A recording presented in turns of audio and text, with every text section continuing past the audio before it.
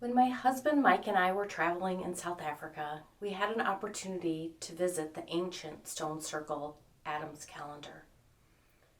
We booked a tour through the Sacred Stone Circle Museum that was created by Michael Tallinger, and our guide Edwin gave us permission to film the tour so that we could share the information with the greater community. We spent nearly 4 hours with Edwin, so the video is a bit long, and Mike took an opportunity to break it down into 4 different segments. In this first segment, we're driving towards our first stop, and Edwin discusses the significance and the early history of the Stone Circle. If you'd like to learn more about the Sacred Stone Circle Museum, we've put the link in the description below. Enjoy.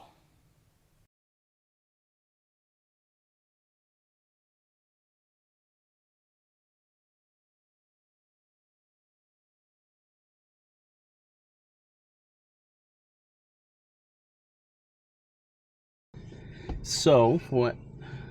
Yes, if you could just introduce yourself. Yes, my name is Edwin Chitapi, and the sacred sites, we call it a sacred sites tour guide for the Ubuntu planet, and also the stone circles owned by Michael Tellinger, which is his baby. He started this exploration and research on ancient civilization sites. And this is the place where we are going to right now. We are just coming from Godwane. Godwane is a paper milling company. And as we go up the hill, we are actually going to a place called Kapsewop.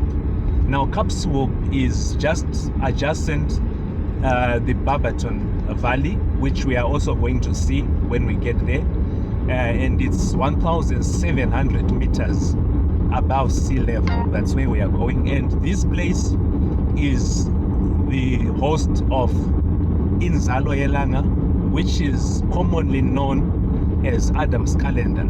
Now, this calendar was rediscovered in 2003 by a man called Johan Heine. So Johan Heine was the person who actually rediscovered Adam's calendar. But the local people, or the local name for this place, is called Inzalo Yelanga, meaning the birthplace of the sun. That is what it means in the local language. And it is a place which is similar to the Stonehenge. The same rock that actually builds Inzalo Yelanga, or Adam's calendar, is the same rock that also constructs the Stonehenge in England. It is the same rock that also constructs a place called Great Zimbabwe Ruins, where the country of Zimbabwe actually derives its name from. So this is not just a place that was just ordinary.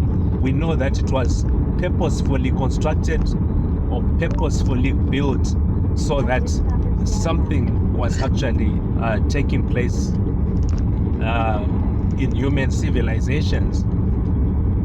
So we've got this place which is a very ancient megalithic structure which we are going to visit, and it has become a very interesting place across the world, not just in South Africa where we are, but across the entire planet.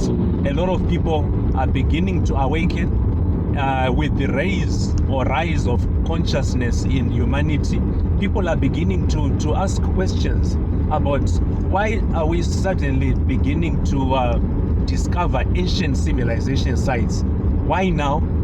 Because these places have always been there, and this place where we are actually going to is located on a ley line, which is the 31st east degree longitudinal line, which is also in alignment with Great Zimbabwe Ruins, with Timbavati, where you find the sacred white lions, and also the Egyptian pyramids of Giza are on the same ley line as this place where we are actually going to. So it is a wonder who could possibly have built these ancient civilization sites and put it or placed it on the same ley line as all the other ancient civilization sites across the world? So that's the question which comes into this bone of contention.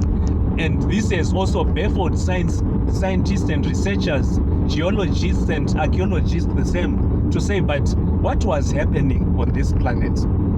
Could it possibly have been a fact that there was another advanced civilization which was here on this planet before us? This is the question that is always being raised, because now we know about the Indus Valley, we know about Machu Picchu, we know about Göbekli Tepe, we know about the pyramids of Chinese pyramids, we know about the face under the ocean, pyramids under the ocean, we know about the Bermuda Triangle, and all these other places, Egyptology, Egypt, the pharaohs and the hieroglyphics, the ancient writing of the Sumerians between the Tigris and the Euphrates. We know all this, but nothing has actually been told about Southern Africa. This is where the problem is, because Southern Africa, when you go into mainstream academia, you don't find anything that has been researched on Southern Africa. So this is basically why now we've got Kathy here, very much interested in coming to also know about why Southern Africa is called the cradle of humankind. This is where humanity actually started. I would also suggest or impose or actually think that maybe this place was what we hear as the terms the Garden of Eden, because when you look at it, you have plenty of animals here on the African continent, animals which you would not find probably in many other places or on this earth, especially the marauding big five, where you've got the elephant, the rhino, and so forth. Now you've got these animals here, and you don't find such animals like the elephant on other continents.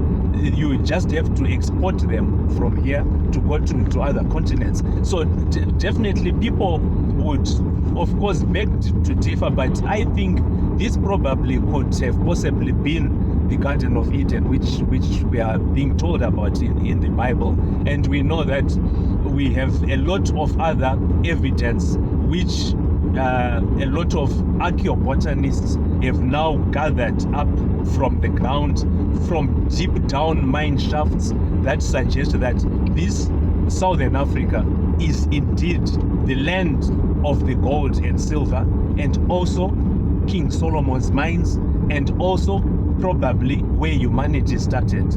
And being termed Adam's calendar, it was actually Johann Heine whose aeroplane had an accident at this particular site. They said in 1961 again there was another aeroplane accident which also took place at that very particular site, and this was a low-flying military aircraft. And then in 2003, this is when Johann Heine, the aircraft which belongs to a company called Working on Fire, had an accident again on the same spot.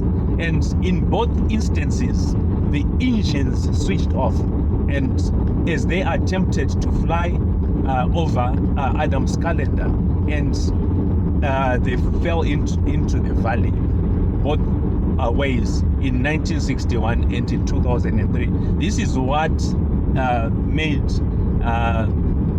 those are the wild horses.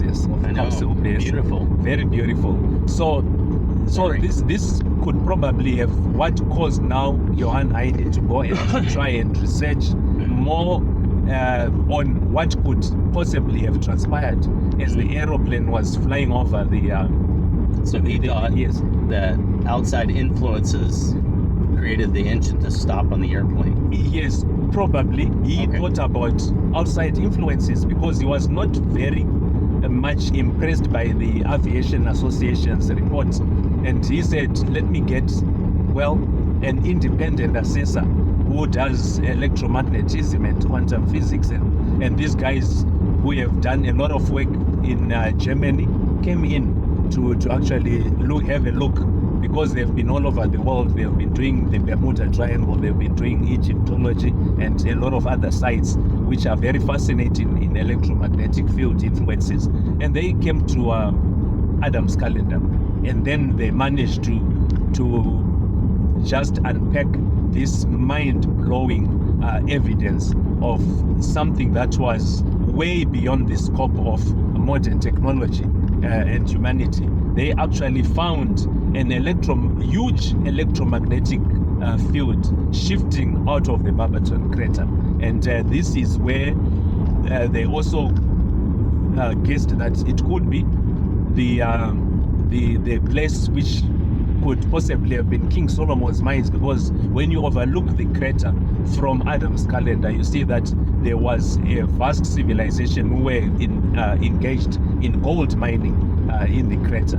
And even up to today, we've got Sheba mine, which is one of the biggest gold producing mines in the world, not just in South Africa. And it is located where we are going, in the Barberton crater. So yeah, we just need to just slow down there. We want to park it by this gate of the right. Right here? Yes, by this board, yes. And where we are going to start by the stone man, or the stone mother, or the mother stone. So this is where we are going, just 100 meters from here where we are parking. And then we just go there. This artifact was removed from Adam's calendar. Somebody removed this artifact, whether it was an attempt to steal the artifact, or they knew about the resonance of the artifact. So this is where we are going now, and it's just 100 meters. So we're gonna walk up? Yes, we are just gonna walk up there, and we will see the stone man. It's called the stone man, or the stone mother, or the mother stone. So when you hear these references, you actually know what we are actually talking about. Yes. Okay.